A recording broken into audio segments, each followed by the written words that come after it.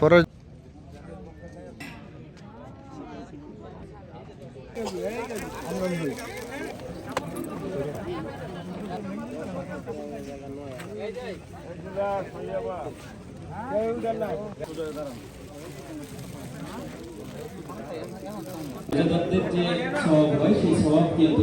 তাদের আমলনামায় লেখা হয়। প্রবাসী প্রেস ক্লাবের সদস্যরা আজকে যাদের ইফতারের আয়োজন পক্ষ থেকে আজকের এই ইফতারের আয়োজন করা হয়েছে এবং ঈদ সামগ্রী কিন্তু সাংবাদিকগণ আল্লাহ এই ইফতার মাহফিলে উপস্থিত হয়েছেন। ও আল্লাহ দয়া করে আমাদের সকল আল্লাহ রূপগঞ্জের মধ্যে তিনটি প্রেস ক্লাব আল্লাহ চলমান আছে। আল্লাহ সকল প্রেস ক্লাবগুলোকে আপনি কবুল মঞ্জুর করে নেন। আল্লাহ রূপগঞ্জের মানুষের সেবা করার তৌফিক দান করেন। ও আল্লাহ সকলের মধ্যে সকলের মধ্যে সকল ধরনের মনোমালিন্য দূর করে দেন।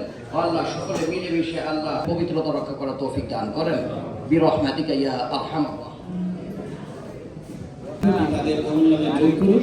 পাশাপাশি প্রবাসী প্রেস ক্লাবের সকল সদস্যদেরকে আবারও ধন্যবাদ জানাচ্ছি। জানে যে সাংবাদিকরা শুধু নেয়, আমরা যে দেই এটা সাক্ষী আপনারা হয়ে থাকেন।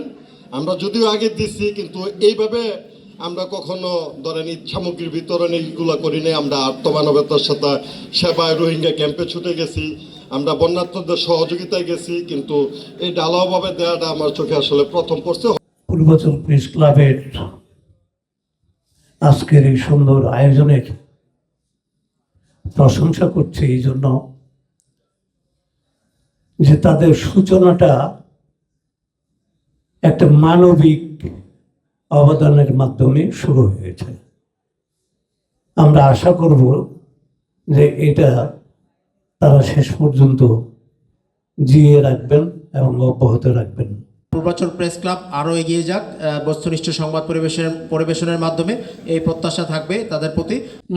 মতভেদ যা কিছু আছে, মানে ঝগড়া ফাসাদ বিবাদ রাগ যা কিছু আছে সব ভুলে যেন আমরা একত্রিত হতে পেরেছি, তা আল্লাহর কাছে লাখো কোটি শুকর। তবে আরেকটা কথা বলতে চাই, আমরা সবাই মিলে যদি আমরা যতগুলো সংগঠন আছে আমরা একত্রিত হয়ে, সাংবাদিক ভাইরা একত্রিত হয়ে আমরা কাজ করতে চাই এবং ভবিষ্যতে কাজ করব এই ভেবে এবং এই চিন্তা করে সবার কাছে আমি দোয়া চাই যাতে করে আমরা পূর্বাচল প্রেস ক্লাবটাকে আরও সামনে এগিয়ে নিতে পারি। আপনারা সবাই দোয়া করবেন।